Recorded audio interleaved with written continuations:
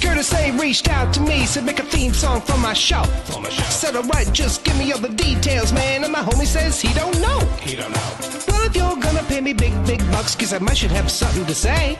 He said, you know what I bring, I'm the customizing king, nothing else matters anyway. So is he gonna have guests? I don't know. Is he gonna go live? I don't know. What time will it be? What will you see? I'm pretty much in the dark, but I can guarantee you'll be customizing action figures, getting paint all on his fingers. It's art by Akerman. It's art by Akerman. Tips and tricks and conversation, sharing his gift with every nation. It's art by Akerman. Art by Akerman.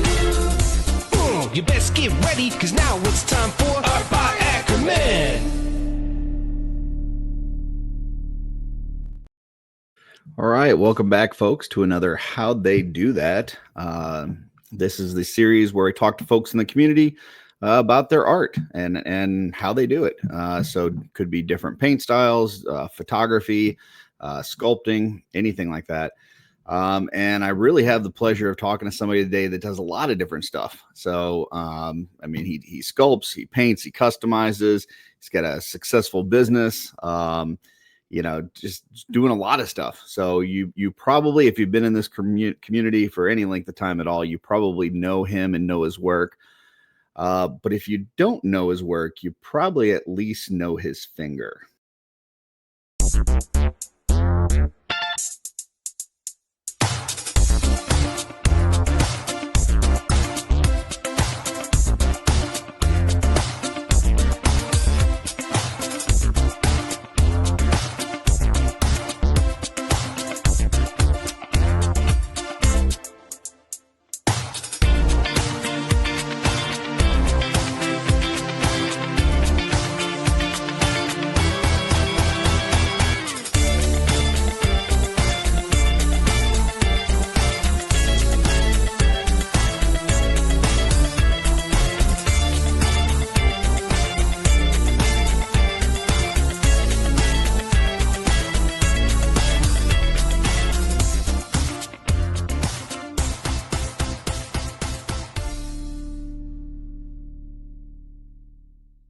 All right, with that, let me bring to the stage my guest for today, Brian Burke, Von Burke Studios. What's up, Brian?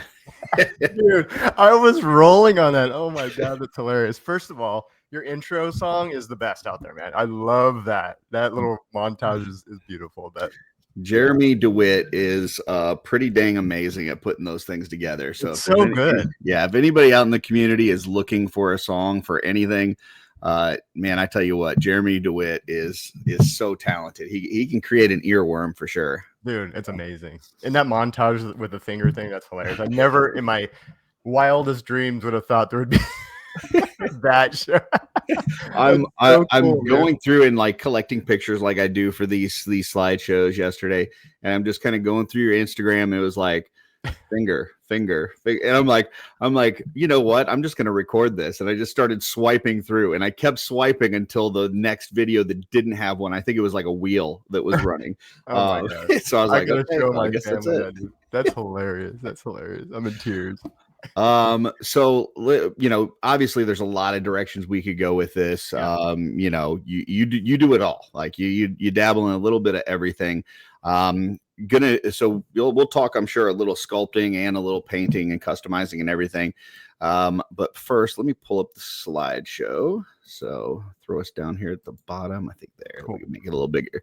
So the one that I created for the cover photo here is this one that you did just recently, which you know, I had to jump on immediately because I think this sculpt is amazing, and I think what you did with it as far as putting this together is awesome. Thanks, man. Obviously I can see inspiration, Star Wars inspiration here, but tell us a little bit about how this came together. And I got kind of these here. Yeah, you know, Star Wars goes back, you know, for me, I saw, you know, the premiere in 77, but leading up to the movie premiere, you know, I was drawing on the newspaper article. I was drawing TIE fighters. You know, I was 77, so I was 6 years old when the movie came out. And so my earliest drawings goes back to those days when, like I said, I was drawing TIE fighters on the ad, and that's all I could draw, right? It's a circle, 2 lines, and then two vertical lines on each side. And so all things Star Wars have really inspired me going forward. So anytime I can do, a mashup without getting in too much trouble with Disney, I guess, so to speak. Mhm. I guess that's a good problem. If I can get in trouble by Disney, I think that'd be a really cool problem to have. It means I'm on the radar, right? So yeah, this one, the Darth Maul, I mean, I really like the sharp features of the horns of Maul, and then the respirator for Darth Vader, which is just a classic look. Like both combined, it's just, you can't get away from the fact that it's a Star Wars piece, right? Mhm. So I had to do that mashup. And yeah, I like skulls too. I grew up drawing skulls in the 80s. I was an 80s skateboarder, kind of punk rocker.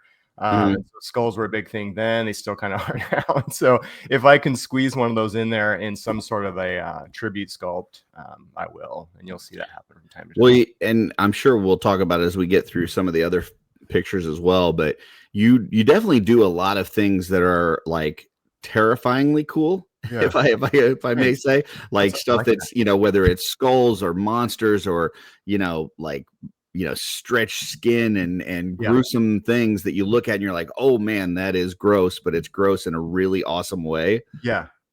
Yeah. Yeah. And I think it's because, I mean, I like the mystique of it, but there's so much texture in that kind of stuff. When things are ripped and torn and sharp and pointy, there's just a lot of really cool textures. And so since I paint myself, I like, how it goes. Like if you can dry brush something or create a layer that skips gaps and you create this really cool highlight, it's really nice when you have good textures, and that horror kind of distressed look is my favorite kind of thing to paint. So I try to sculpt it, put as much of it I can so I can enhance that. Yeah. Sculpt it the way you want to paint it. That makes a ton of sense. I used to give Emil crap a lot because his, like, especially when he was doing stuff for Wolf King, his eyes would be so small. And I'm like, do you realize how difficult that stuff is to paint? And you can see a difference once he started like doing more painting and customizing. Yeah. His sculpts got a little bit different, and now he's got some that have like really big eyes, or it has like really textured stuff that like catches the brush. So I think that's a good point that you make there, that the fact that you are dabbling in both sculpting and the customizing actually can improve both, right? Like you can can tell like what a painter wants to see in a sculpt and put that in there. But then on the other side, like, what details that you put in the sculpt, so exactly kind of where you would want to apply some paint as well. For sure. And that really, it helps shape the design. I mean, you nailed it. Exactly. It's like, how are people going to translate this canvas, basically?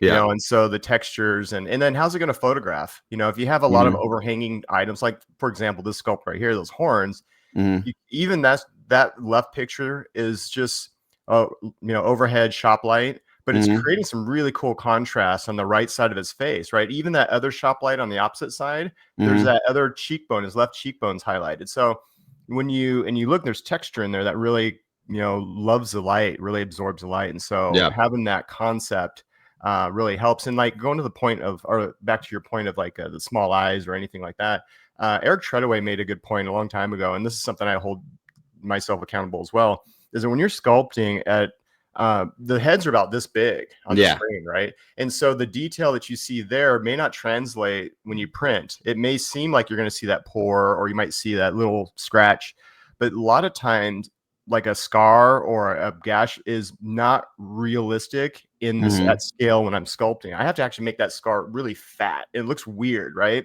Yeah. But I know when I print it and paint it, it's going to look normal. And so sometimes eyes do that, or sometimes just other pieces, bolts might look that way. Like the this Dark Lord sculpt, for example, the one bolt that's right to the side of its respirator, that round one, used to be half the size because it looks really more scale when I'm looking at it in ZBrush. But then when I printed it, it looks like a little tiny pinhead, and I'm like, oh, that's kind of off. And so I had to really over exaggerate that bolt, that way when it printed it looked more normal. But I like like, especially on this one, you know, obviously you can see the inspiration, the respirator, the Darth Maul part of it. But as you put it together, like, you also added, you know, a lot of your own twist and take on this, like the fact that it's, you know, the one eye is missing. You've got, you know, all these kind of bumps and stuff on the head. It's not just a smooth head and, you know, the horns and the respirator. Yeah. Like, you've really added a lot of extra detail to this. Thanks. Yeah. And like I said, my whole thing with sculpting is creating a canvas that allows people to be creative. And then, you know, if I give a great opportunity for someone to paint it, then it makes the sculpt look awesome when you guys get a hold of it, right? And you guys really take advantage of some of the textures. And I'm like, oh shit, that's awesome. You know, you guys did a killer job. So if I can do, you know, my best on my end to create something to paint, then I'm all for it. Well, and this was the picture that we used for the one at the beginning. So, you know, definitely a cosmic body works really well for this. Yeah.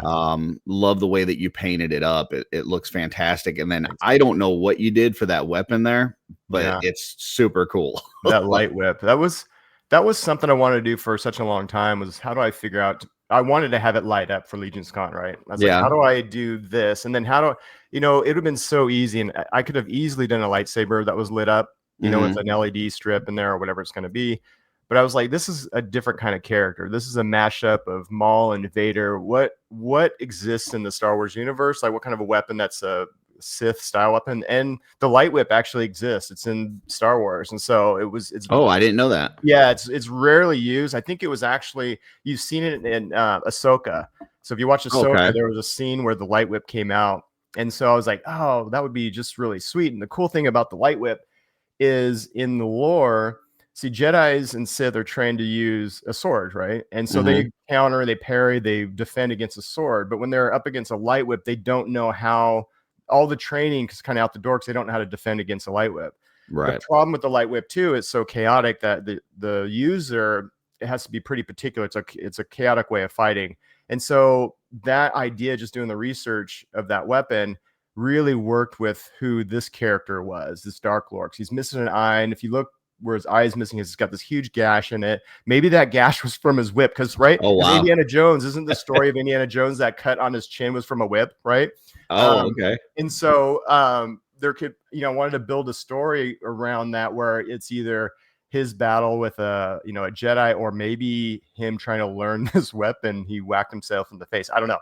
So I end up finding filament bulbs that you get for your house. Or the filament Edison style bulbs, the LED strips that are in it are flexible, and you can actually buy those strips in different colors. And what I did was found a long enough one to work into a light whip. And what that is there's an aluminum armature wire that goes through that makes the shape of it.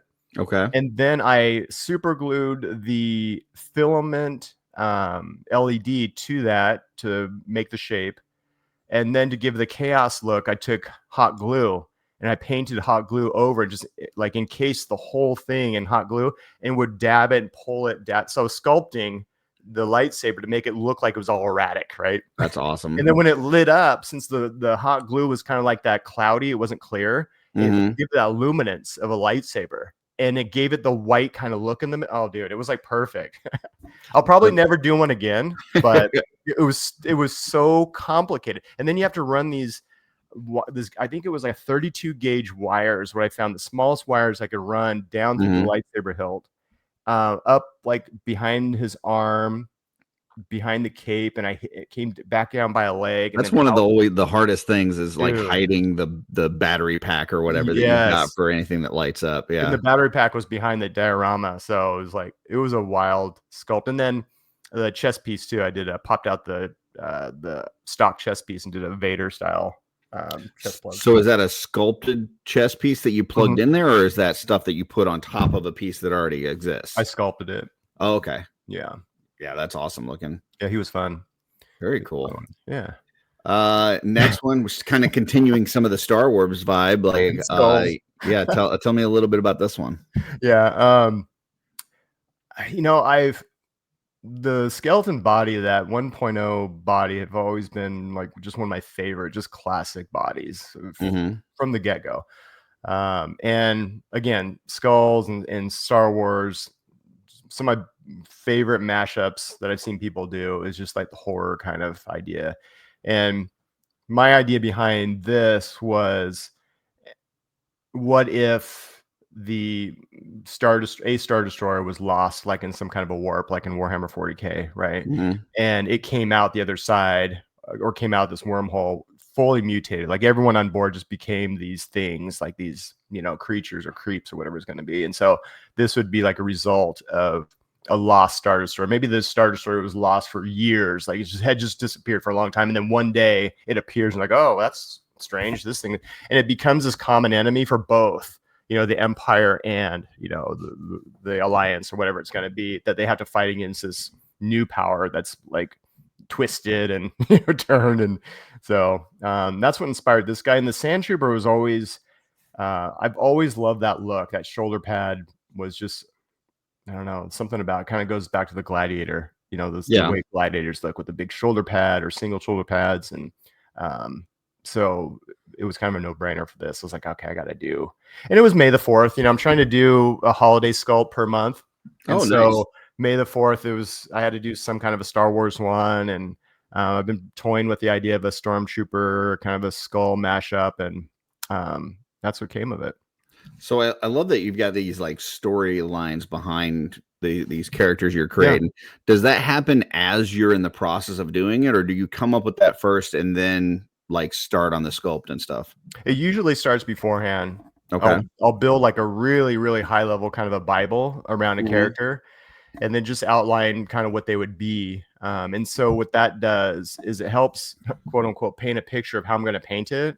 So if I know it comes from a really dark place, I really want to get some grit into it. I think of how it's going to look painted. So like the lower section of that Stormtrooper helmet, it's all dented and just damaged, right? So I knew it wasn't going to be a clean white, glossy armor. And so that, like I said, all kind of was based on the story of this guy being in this twisted warp, and everything just got messed up. And so he had to be messed up in different ways. And it's definitely starts off as a white paint, but it went through some yellows and some washes, and then back, highlight with white again, and back with another black wash, and to really give it that grit kind of look. But yeah, going back to your question, most of my work will be based off some sort of a really, really brief lore that I build out, that it helps me to sculpt it, and then what the painting is going to look like in the end. That's really cool. I like that. It's not just, throwing something on a page, or I'm gonna create a vampire today, or I'm gonna create a skull. It's like I'm creating this character, right? Like, cool.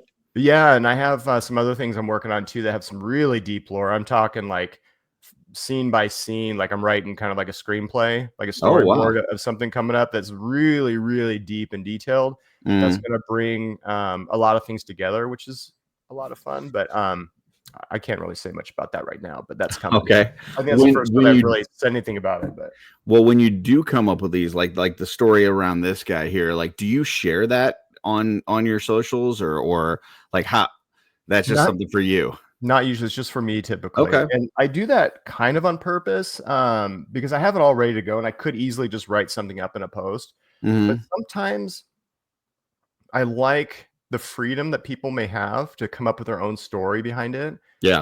That without me making too much of influence. If you notice, when I post sculpts on my website, I keep the story really brief and really kind of high level. That way people can kind of come up with their own stories on who this character is. And so, yeah, I keep it kind of chill on that. I get what you're saying. I'm kind of two mindsets with that. Like one thing that really pulled me into customizing was Emil's work on God's Fire on Wolf King Customs. And I had already bought some of those pieces to do my own thing, kind of like you're saying, like the freedom to kind of create your own thing. Yeah. But as soon as I found out about the lore and I started like listening to his bios on the characters and kind of learning more about it, then it was like, okay, now I want to create my vision of this character based on the story. Like, Oh, that's cool. what are the little pieces of the story that I can pull out to add to the armor or the weapon or to other people that they're surrounding themselves with and stuff. So like, I think that can help kind of build that out a little bit more too. Yeah. But I also understand what you're saying too, like wanting people to be able to create whatever unique thing that they have in their head is something as well. Yeah, I like that though. No, I think that's a really valid point. And I don't know, maybe I'll do some more of that. Maybe I'll dive into creating a little bit more deeper lore, because I like that concept of like kind of setting the pace. Yeah. You know, I mean, it's kind of like Legions themselves, right? Like they put out these characters and yeah, they've got a specific bio and they're in a certain faction, all this and that. But if you want to change it and create whatever you want, you can do that too. So that's great. Yeah, just a couple different ways. Totally. Next one in okay. So this is one of those ones where I look at and I go, what's wrong with Brian? But also, this is awesome. Like, this feels to me like something that Mezco would put out. Like, it just seems like that like weird but cool something that I could see them putting on like a $120, $130 figure. Yeah. So tell us a little about what was going through your mind on these guys. Right. It's funny with these guys. I come from such a deep street culture, right? Skateboarding and just the whole punk scene and everything. And so anything along those lines, like alternate universe street, is I love. I mean, next to fantasy, I mean, they're so close together. And I love it's interesting. You look at a lot of my stuff and a lot of bad guys, right? It's a lot of evil, a lot of these different things. But when you read some of the bios, some of the brief bios, they're actually just kind of misunderstood people that in their world, they're actually good in their space, but they would look kind of scary. I think some of the best bad guys in all of, whether it's literature, movies, whatever, are the ones that in their mind, they're doing the right thing, right? like it's not just I'm evil to be evil, but like, this is the way that I see things, and this is the lens that I view the world in, and based on that, I make these decisions that you perceive as evil, but to me, they're not. 100%, and that's what these guys are, and maybe this is an extreme example of me as a kid, right? Skateboarding kid in the 80s. Skateboarding wasn't cool. I mean, at all. Any of you that knew that subculture, the alternative culture, then was not a cool thing at all. And so we were looked at as the outcasts, but we really weren't that bad of guys. I mean, we were athletic. I mean, I was skating 15 hours a day, it seems, at times, right? So super athletic. I wasn't in drugs. I wasn't doing all that stuff, right? But my look might have looked like the guy like Thrasher, right? Or Slash, or whatever it might have been. We may look angry at times. And so you weren't wearing Mickey Mouse ears, is what you're saying. Wearing Mickey. I might have been. I feel like this is like a therapy session right now. This is all starting to come out now. But I'm a big fan of Mezco. I do like a lot of their street alternative, like alt universe kind of characters. The Pink Skulls, I think, were the first ones that I've ever seen of Mezco that I really loved. And so a combination of a lot of different things. Like I said, the street lifestyle, skulls, of course. But also like that funny twist on, the Disney character, Mickey Mouse, or it's Ricky Rat with 2 T's, right? Yeah. So something just, I don't know, just these outcasts of maybe he was a part of the Mickey Mouse Club and just really went downhill or something. But again, just a misunderstood dude and part of that weird sub pop culture that I love. Yeah, I think it's awesome. Like I said, I look at this and I go, like, I don't think anybody but Brian would ever think to sculpt these. And my initial like reaction is, what the heck am I looking at? And then it's like, man, these are kind of cool. I like them. Like, and I don't, have you seen anybody use any of your sculpts and actually put them on a Mezco body? Because it does feel like it would work for that. I don't know. I think they're a little big. Size can be a little different. Yeah. I think they're a little big. I could probably scale them to be like a Mezco size, but they're a little bit big for the bodies, I think. Gotcha. But yeah, that would be pretty cool. And you know what I liked about this too, kind of going back, I like contrast. I like contrast when it comes to painting and when it comes to textures. And so I like the fact that it's a Mythic Legion's body Mm-hmm. with, soft goods it's a leather soft good from some random eBay shop.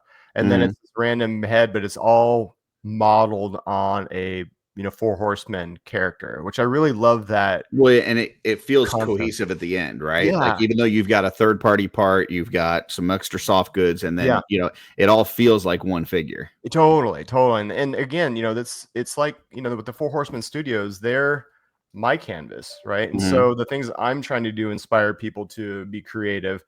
Four Horsemen has inspired me to be creative, to do what I do, right? And so when I can do these mashups with these bodies, that's Mhm. the magic behind everything, is what inspires us to do what we're doing. And if I Mhm. can do that in some way by, providing weird heads for people to paint or customize, damn, I'm stoked. Yeah, just like with your aesthetic and the stuff that you come up with, like as soon as I started seeing those bare bone skeleton bodies, I'm like, man, Brian's gonna do something. He's I gonna got a lot. I don't know that I thought it was quite this, Yeah. but yeah. I got a And lot then of those and a lot of the 1.0 skeleton bodies. Yeah. yeah, here's the picture of the three of them Mm. together, and I mean, man, what a team. So yeah, those guys are fun. and I love the photography of this too, like with the graffiti in the background. You got your little logo over the the one side, and yeah, they look really cool together. My daughter did some of the, you can't see it in this picture here, but she did some of the graffiti. Like she did like a little smiley face. I mean, she's only 13. Oh, nice. She's a dancer. That's her art. She's a fantastic dancer. But when it comes to, the pen and ink, she's not super confident in. So I had to really coax her into just come in, draw anything, just draw a smiley face, anything. Yeah. I think there's one of the sewer pipes that has her smiley face on it. And she did a heart somewhere too. So she's in there in a couple spaces. The leather goods work really well on this. Do you remember like who you got that from, or what? I don't remember who it was, but yeah, Those they look work really really nice. well on these bodies. And they're the height, they're short Mhm. jackets, which is really nice. It's perfect. Yeah, they're great. Yeah. And then these two have these were ones that I couldn't find any like initial like the 3D render of the sculpt or any kind of thing, but these kind of feel like characters that you just kind of created on your own and wanted to kind of come up with. So tell us a little bit about these two. Yeah, so the one on the right, that's Mad Maxima. So she's a tribute to Mad Max. Mhm. So I wanted to create something from that space as if it was a female character and not a male character, And so it was just that the single shoulder pad, the biker jacket. Mhm. One thing that I do, like my workflow in my studio is 3 monitors essentially. One monitor is my sculpting monitor. I have a display tablet that I sculpt on. My other monitor is a reference monitor. And so I have reference photos, like tons of reference photos based on the character. So with her, it was, here's all these different images of Mad Max character, from his leather jacket to cosplayers, you name it. And so even if it's hard to see it here, but under her shoulder pad, you can kind of see it's torn, like the top of the jacket's torn. Mhm. I was actually looking at his jacket in the movie to see where was it torn, like how did it come in at certain places, just to see if anyone would notice some of these minor details that would bring people in closer to the character. Say, oh, I know exactly who that is. And so that's where she came from, was the inspiration of Mad Max was Mad Maxima. I do want to expand upon that a little bit, because I think we're touching on something that could be beneficial for folks that are just getting started. Because I also do that with reference. Like I'll say, like if I'm going into something and I'm creating, whether it's a tribute figure or like if I'm working on, let's say an anthropomorphic character, and let's say it's a wolf character, or a bear or whatever, like I will look up hundreds of pictures of a wolf or a bear and just look at like the different color transitions that occur within nature. If it's a tribute photo, I'll look at all like different iterations of that character throughout media.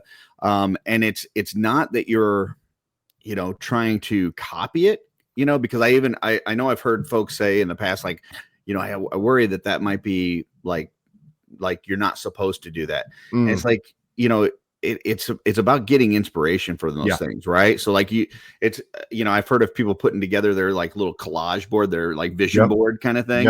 And it's basically like that. Like you're putting together some reference material that inspires you to come up with your creation. 100% okay.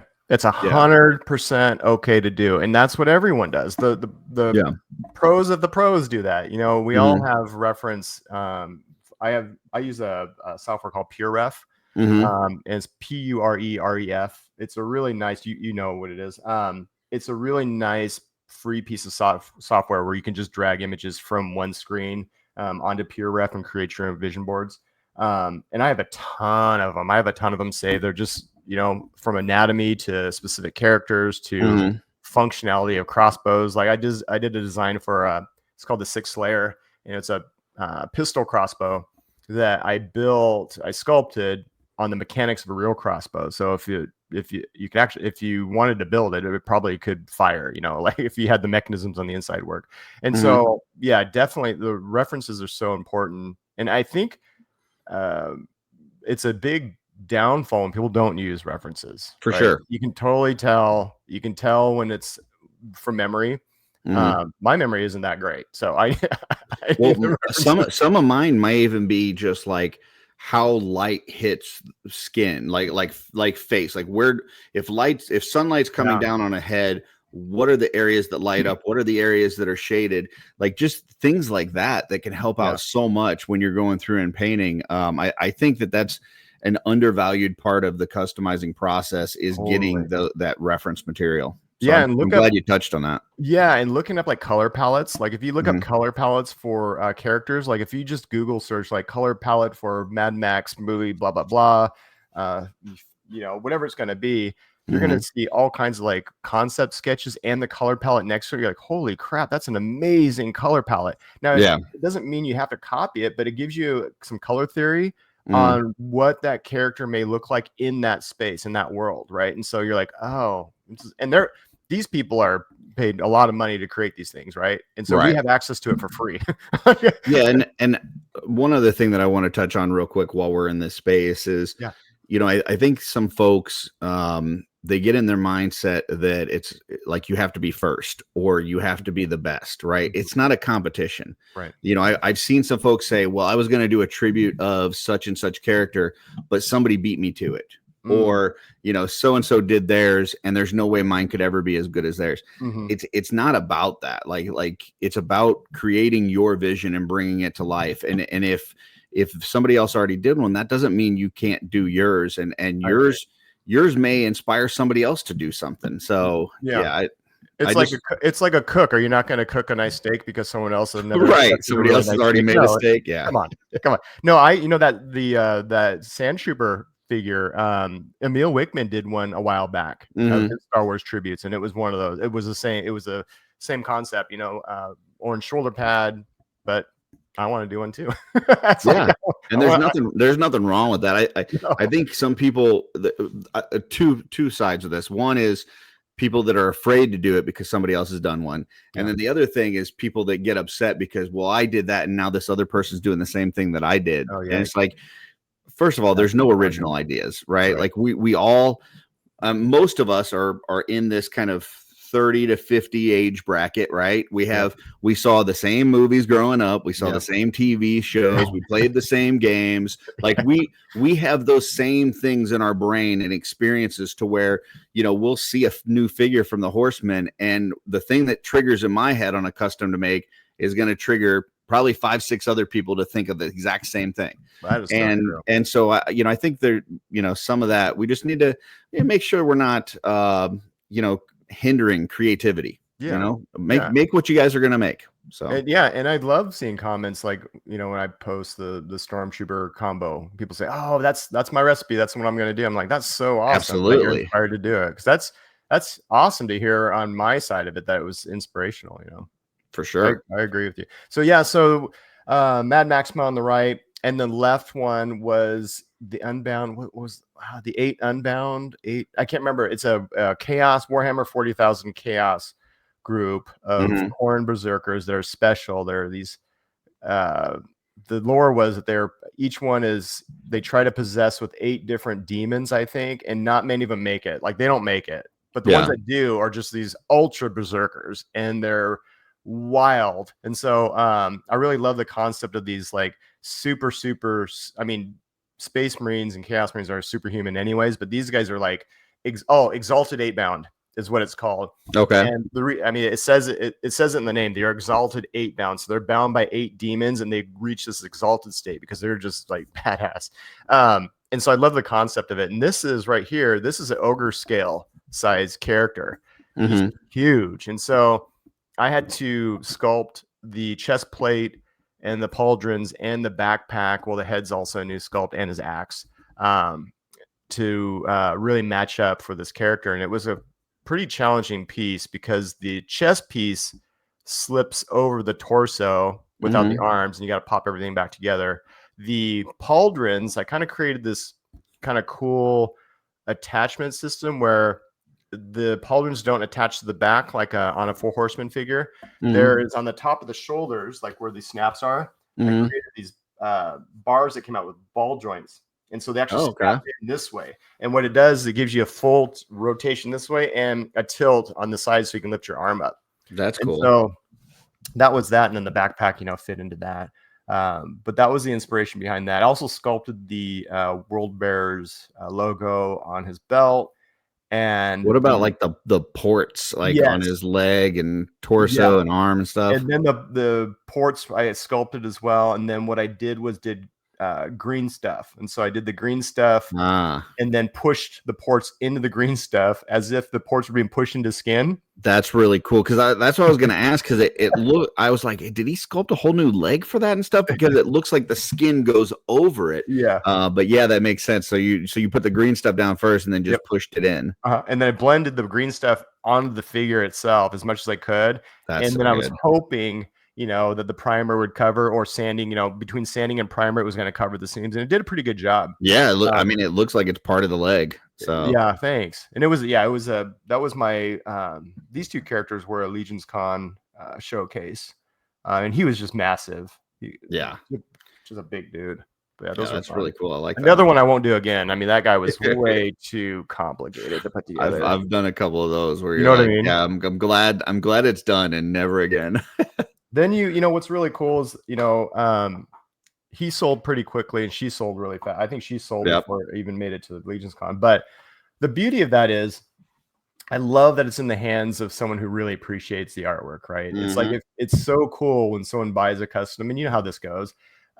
It's just so rewarding knowing that people see that value in what you've done between all of it. I mean, from sculpting to painting to taking pictures of it and then bring it, you know what I mean? And then for someone to say, I want that, is a huge honor. And it's it's amazing. So I don't mind letting go of these one of a kinds, like that head sculpt. All those sculpts are all one of a kind sculpts. And so it's just nice. It goes into the hands of someone who really appreciates the artwork.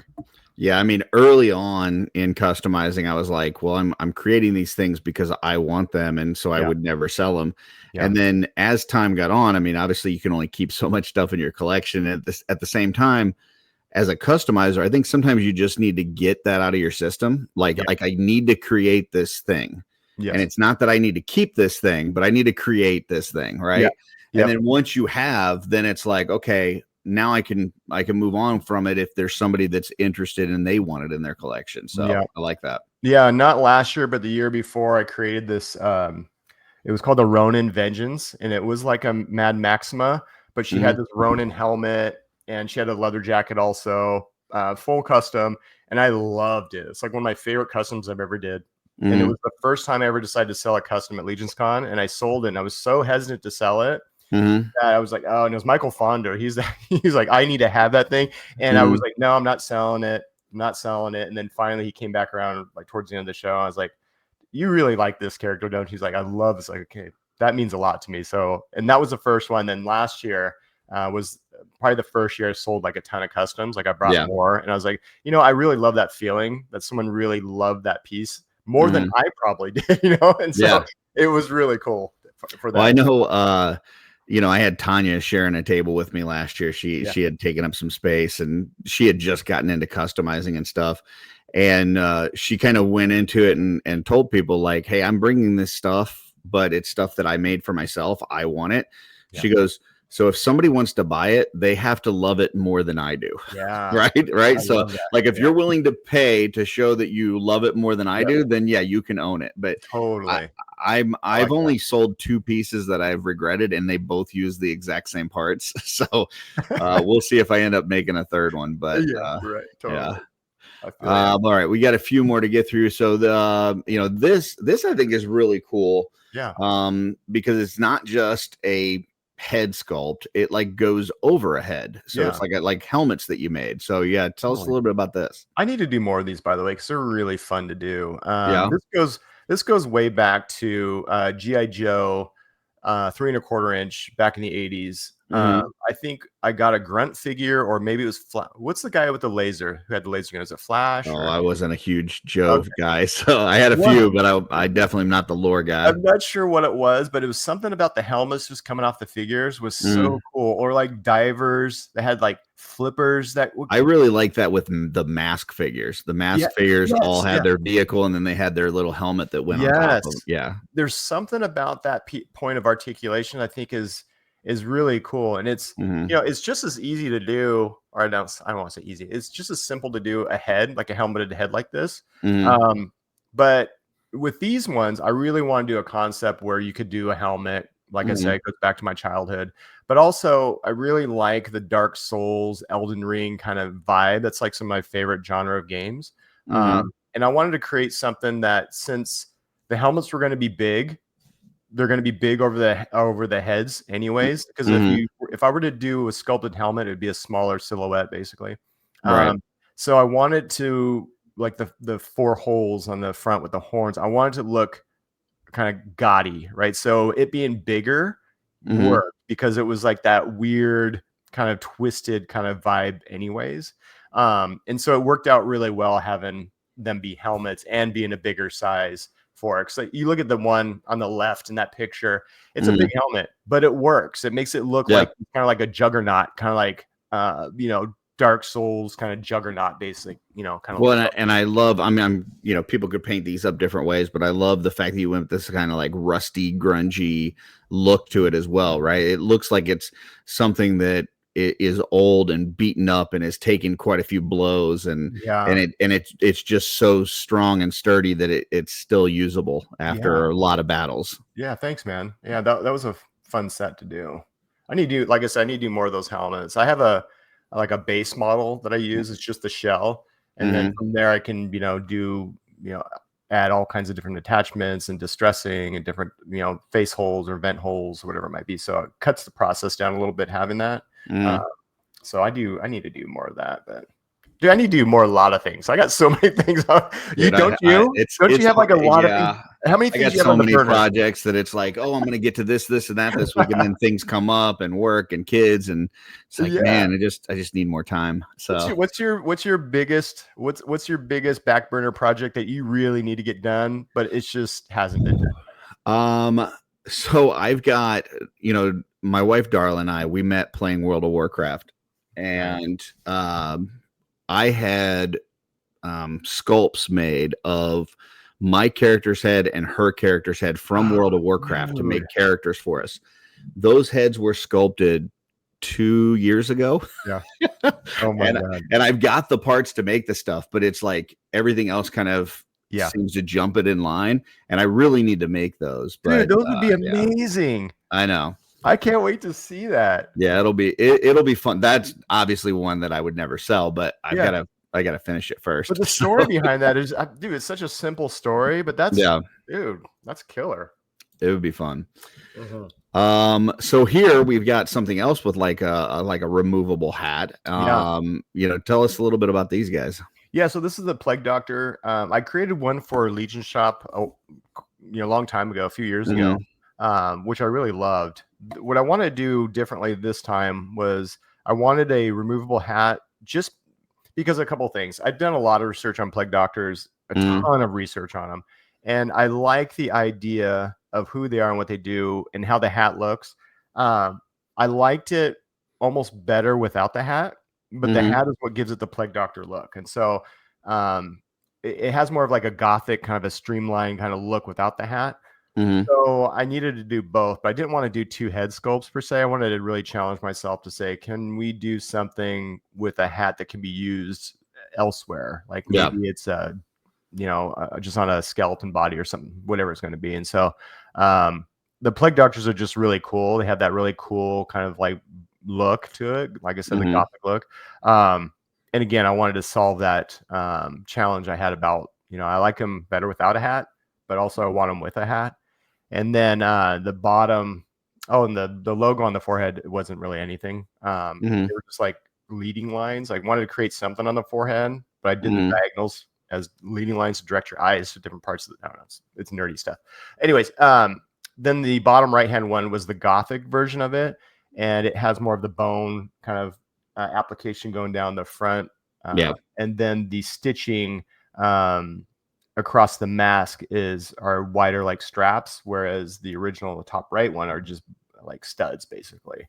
Well, and then I noticed, so like very similar shape on the bird character here. Obviously it's not the same sculpt, but very similar shape. And then you've got the plague doctor one without the hat on the right with the hood, which, by the way, the soft goods on it look fantastic, especially with that Poxus torso. Nice. Yeah, that was that Poxus. That whole set was so nice. So the soft goods dyed really well. I just did a black dye on it.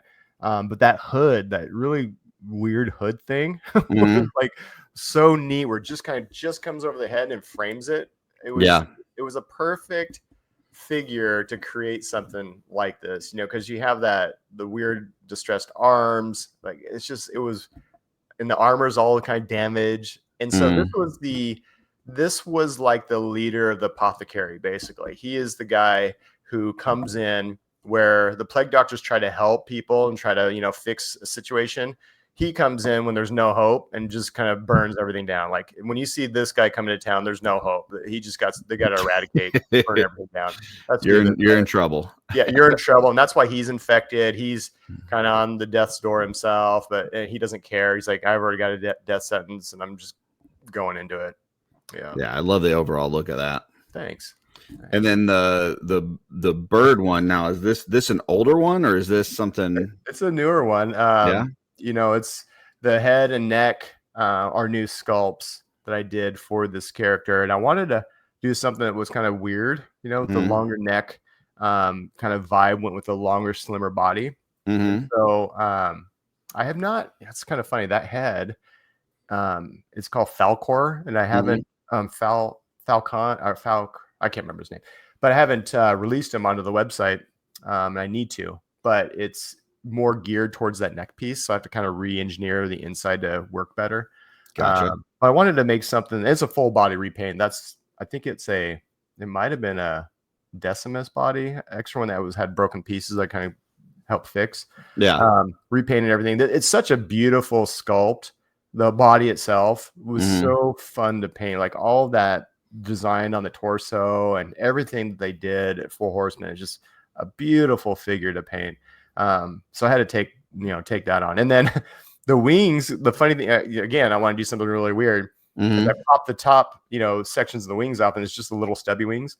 Because I only had one wing that was full, and the other wing was one of the ones that was printed backwards. So it was like upside down. So I was like, I'm just going to pop those things off and see how it looks. And it actually turned out. Yeah, that looks neat. I didn't know. I never would have thought to do that, to pop that other section off. In fact, I thought you sculpted those wings at first when I looked at this. So yeah, no, it's just that's interesting. No, I like that a lot. I might have to do that on a couple of figures. Yeah, so the last kind of sculpt type custom stuff that I wanted to show, because it's one of my favorites.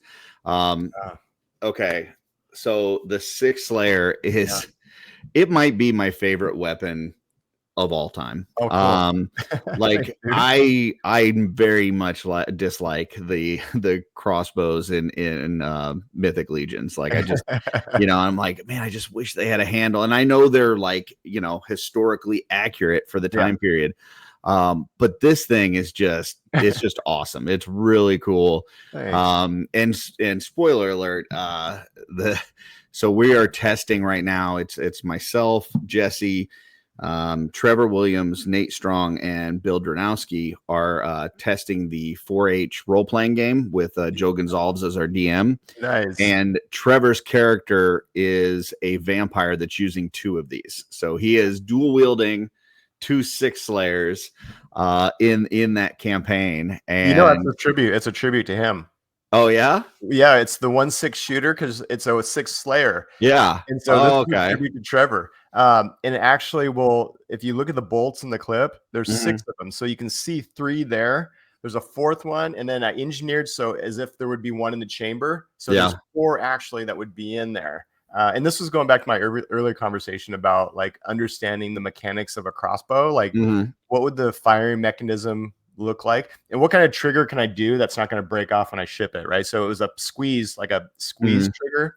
But oh, dude, that's amazing. And the funny part is too, like within typical like D&D rules, you normally can't dual wield crossbows without like having an extra feat or something that allows you to do that, because you have to have one hand available to load it.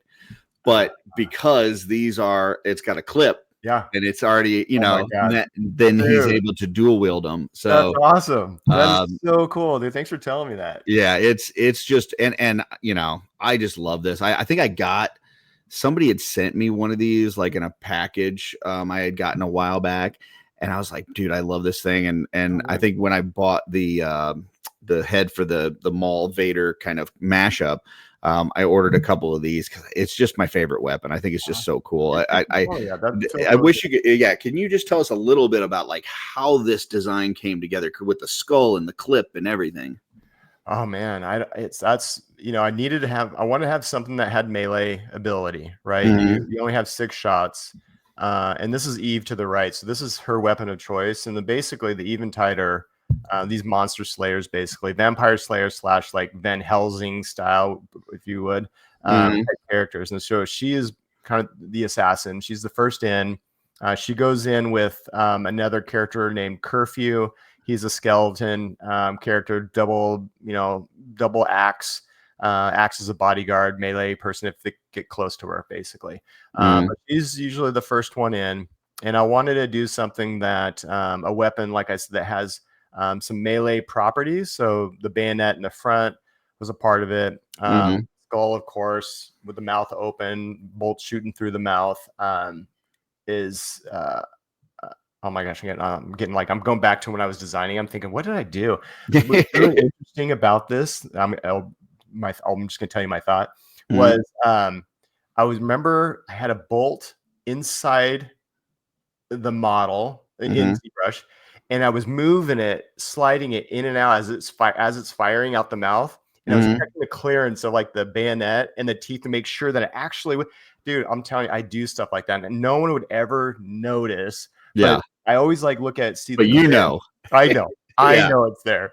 The bolts would actually clear the teeth in the tip of the bayonet when it comes out. So I wanted to do something that had melee properties, and the skull, of course. And then I had to do a lot of different things. Like I had to think about how did you load it? Like if you had to chamber it, right? Well, you need to have something at the top to pull it back. So that's another skull that pulls that back. And then the string on the bow or the cable had to be in front of that pull piece, right? Because it can't be it had to be behind it. It couldn't be in front of it because it wouldn't fire. Right. So I had to dude, I'm telling you, when I build weapons or things like this, my pure ref was dissected weapons of those ages, of all different types of firing mechanisms and loading mechanisms and things like that. So that's what inspired this. Was like I said, I needed something that she could use as like a melee weapon, and and the bolts too. I want to make sure that they hold 6, right? Because 6 layer for Trevor, but also them to be a size that they actually do damage. They could be just like these little tiny pin toothpick things. They actually had to be something to punch a hole through a head of something like a a vampire or whatever it might be. There's a lot of thought. It's still by far one of my favorite sculpts that I've ever done. It feels timeless. I love this one, and I'm so stoked you told me all this about it. Like I forget how much I love this until someone brings it up. I'm like, oh, it's an amazing weapon. You killed it with this. So thanks, dude. Thank you so much. You know what? I wish I had the ability of like some kind of like foam casting or whatever to make a life-size version as a prop for the show. That'd be fun to have that Oh, crossbow yeah, or that have it would be like cool. I bet FDM one of printed. like, whether it's Simple Tricks and Nonsense or Maverick or somebody could do one of these. That would be amazing. Dude, Yeah. I'm gonna start thinking about that. We gotta make that Yeah, happen. that's cool. Well, we're at the end of the slides for the customs, but I had to pull up. I got one more slide. But wait, there's more. I know we're already over time, but I had to pull this up because you definitely inspired me with this, and it's just your work area. Oh my gosh. So I've got your work area there on the left. I got mine that I created after seeing yours on the right. I had one of my kids move out this past year. I still got 3 to go. So, but I was enough space that I was able to kind of create my own studio area, which, good, dude. normally I had just been kind of working in the living room with a TV tray. Yeah. And I remembered seeing like just this picture on the left of your work area. And I was like, I just love it so much. Like it looks so cool. just clean and organized. And I love the logo that you got on the wall and everything. Yeah. And I'd even reached out to you to ask it. And you said, like make it your own, like try to brand it. So I put a little logo up with me and Darla at the top, which is kind of hard to photograph, but inside the room, it's like very crisp and clear. Yeah. And so when I'm sitting it's like right next to me. And I just absolutely love it. So it gives me chills looking at your space. And the reason I say that is because I know what it must feel like to operate in a space that looks like that. It makes you feel like you're a part of it, right? Whatever it is, that creative process, or you're doing something serious or you're doing something amazing. I think you probably look around and they're indicators of what you're doing, right? You look around and it's just evidence that you're doing something amazing because you're sitting in this space. And that's what I get from looking at your room is like, this is what a designer studio looks like. This is what the pros that sculpt for major toy companies, this is their office. And so I love how that looks, dude. It looks so good. It definitely has helped a tremendous amount because I was so used to, I would pull all the things out that I needed for that day. And then, I would try to put it back. And sometimes they didn't go back in the same spots. Like stuff was piled up and they're piled into drawers and stuff. And now it's like everything has its own space. So like, even like my paints, you can't really see it there in front of me, but I've got these like tier things that have all my paints on it, and they all go back in the same space when they're done. Yeah. So it keeps it all organized. And for somebody like me that has, ADHD, scatterbrain, it really helps out a lot because that barrier to creating where you're like, man, I don't even want to create today because my area is a mess, or I'm going to have to get this stuff out, or it's just going to, the fact that you can go up there and things are organized and ready to go makes that barrier kind of go away. Yeah. And you want to keep it that way because it does look so cool. Yeah. Absolutely. Well, cool, man. I know it looks really good. It helps me for sure. It helps me to have a space where I can be inspired by the things around me. That's the number one thing. Absolutely. Thanks for mentioning that. I appreciate it. I even had to throw in some blue lights on mine too, just to kind of make it look a little bit more like yours. Dude, I bet you, it's funny. Pictures just don't do it justice. I bet you the ambiance in your room is probably solid. Like it probably looks 10 times like more ambient or whatever. It's definitely better than a TV tray in the living room. That's for sure. That's for sure. Right, dude. That's awesome. Well, I really appreciate you making time to talk to me today. You got some awesome stuff. Folks, check him out. Von Burke Studios on Instagram. Yeah.